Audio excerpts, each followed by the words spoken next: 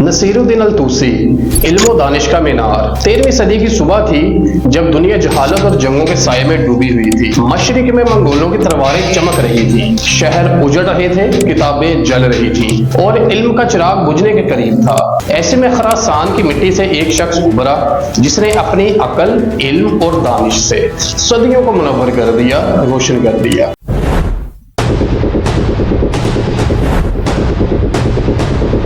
ये कहानी है ख्वाजा नसीरुद्दीन अल-तूसी की। वही शख्स जिसे दुनिया आज भी इल्म और फलसफे का सुकून कहती है। सन 1201 ईस्वी ईरान के शहर तूस में एक बच्चा पैदा हुआ।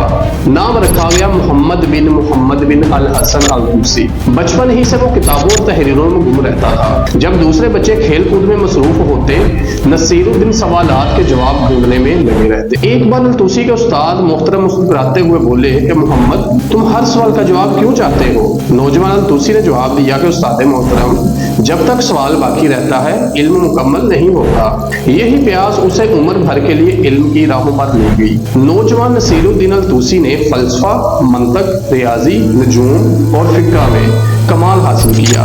उनके उस्ताद में बड़े नाम शामिल थे, लेकिन जल्द ही शागिर्द यानी अल-तूसी अपने उस्तादों से आगे निकल गया। निशापुर के इल्मी हलकों में जब भी कोई मुश्किल मसला आता तो एक ही आवाज गूंजती, अल-तूसी से पूछो।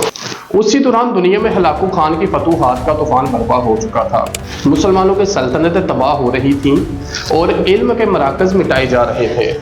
तकदीर ने नसीरुद्दीन अल-तूसी को एक गैर मुतवक्के मोड़ पर पहुंचा दिया। मंगोल सरदार हलाकू खान ने उन्हें गिरफ्तार कर लिया, लेकिन ये गिरफ्तारी उनकी तबाही नहीं बल्कि उनकी अजमत का आगाज बन गई। हलाकू खान गुस्से में अल-तूसी से बोला कि तुम फलसफी हो, तुम क्या जानते हो जो मेरी फौजें नहीं जानती? अल-तूसी ने पुरसुकून लहजे में जवाब दिया कि मैं वो जानता हूँ जो तलवारें नहीं जान सकती। मैं अकल का रास्ता दिखाता हूँ, ताकत का नहीं। हलाकू खान उसकी जहानत से मुतासिर हुआ और उसे अपना मुशीर बना दिया। उसी दरबार में अल-तूसी ने वो काम किया जो तारीख हमेशा याद रखेगी। हलाकू खान की मदद से नसीरुद्दीन अल-तूसी ने मरागा दस्तगाह तामीर की।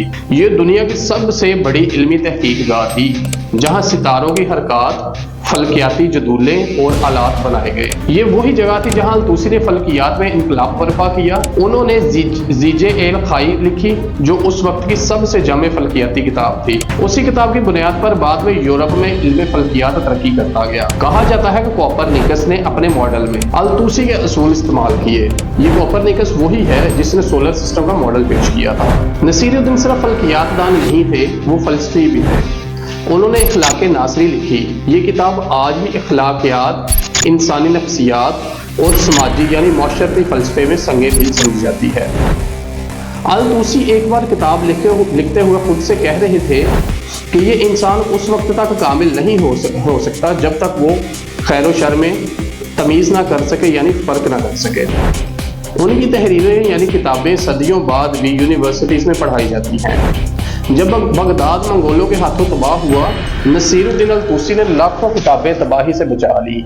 उन्होंने इल्म की रोशनी को बुझने नहीं दिया। सन 1274 ईस्वी में जब उनकी उम्र 73 यानी 73 ईयर्स थी, वो दुनिया से रुखसत हो गए। अल-तूसी के आखिरी अल्फाज थे कि इल्म वो चिराग है जो सदियों बाद भी जलता रहता है। मैं तो जा रहा हूँ मगर मेरी रोशनी बाकी रहेगी।